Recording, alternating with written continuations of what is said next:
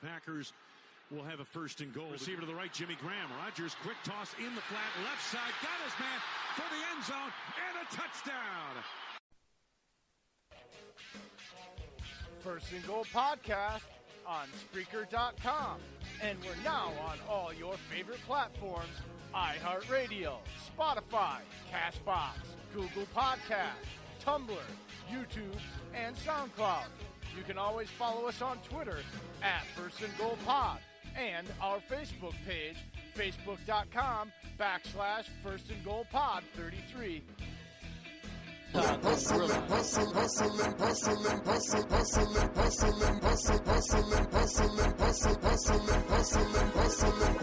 money, yeah. Every day I'm hustling. Get money, yeah. Every day I'm hustling. Get money, yeah. Every day I'm hustling. Get money, yeah. Every day I'm hustling. 3, 2, 1.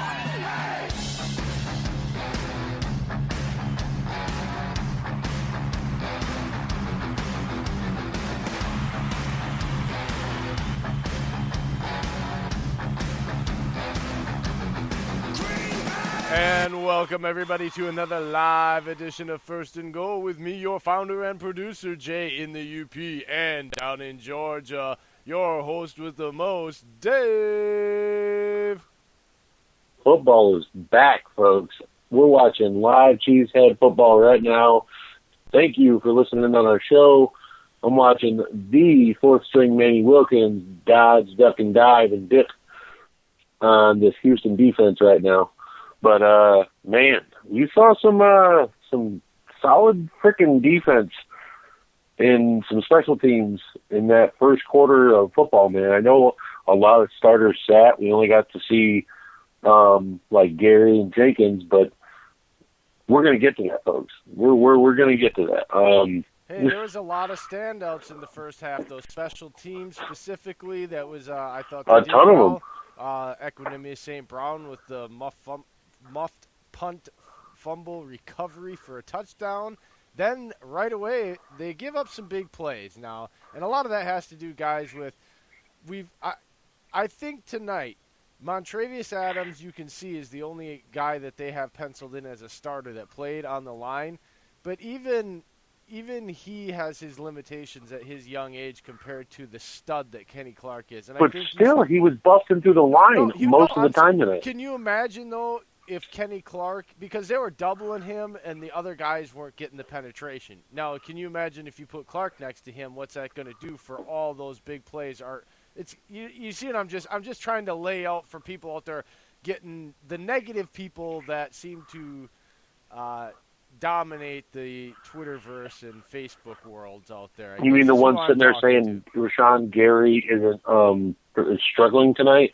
See, they see struggling because he's not getting sacks. I see a guy who's able to hold the edge and protect the run defense, and that way you're able to allow a safety, a corner, or allow the linebacker around that edge or get through the whole inside of the tackle, and guess what?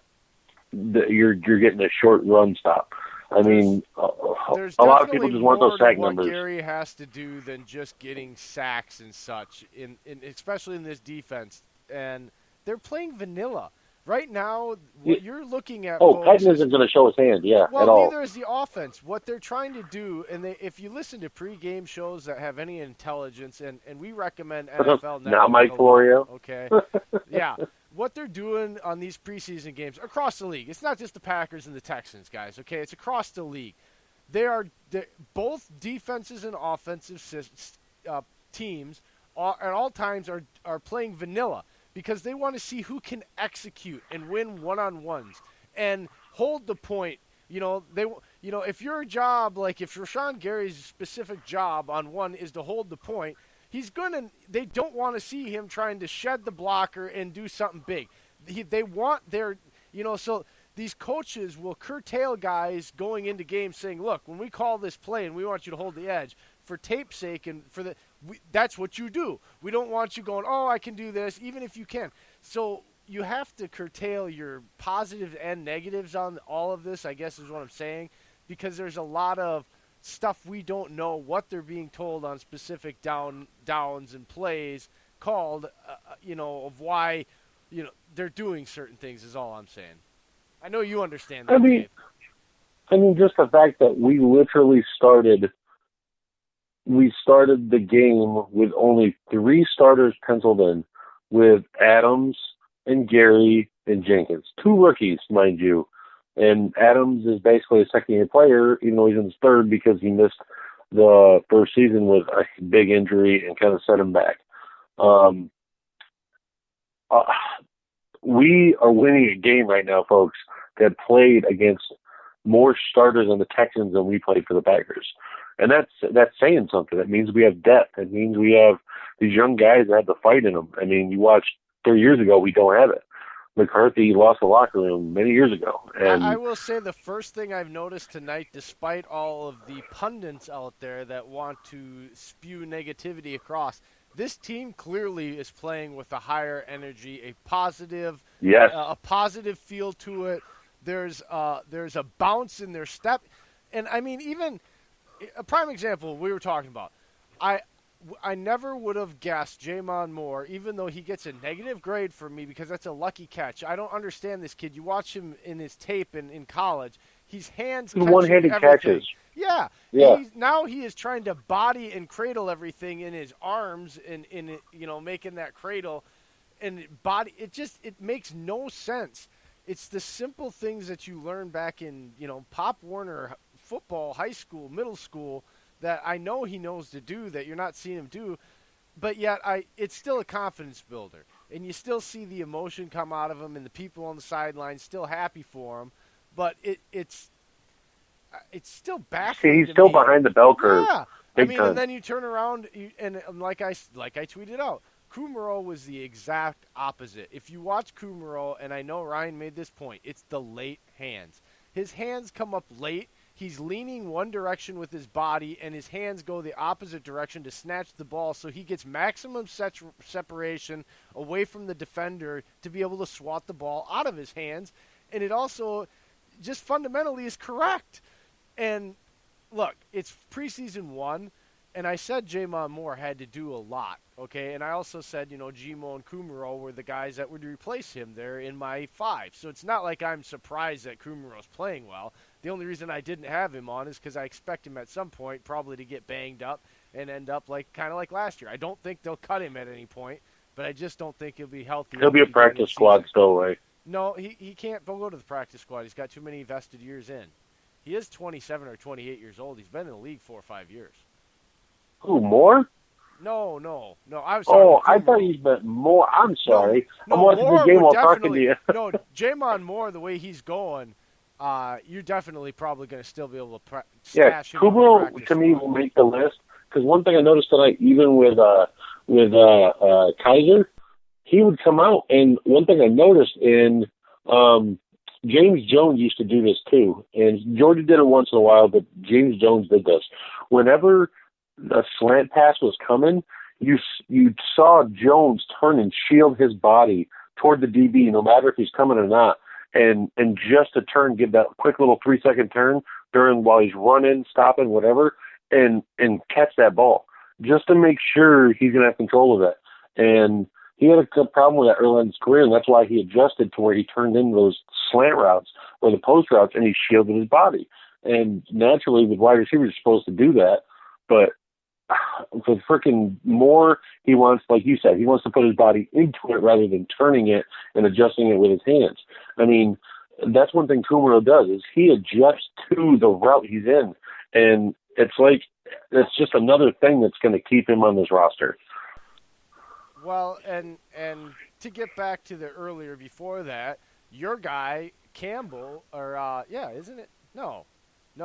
Raven Green, excuse me. I'm sorry. Raven Green, because they did fumble, big play. Well, I got Campbell on my brain because he was signed today after they cut Grant, who that kind Campbell of surprised me. Signed because he looked good last year. Well, and he got stashed on PUP before he got cut. Right, but he did get stashed on PUP because he's still recovering from that injury. So that's fine.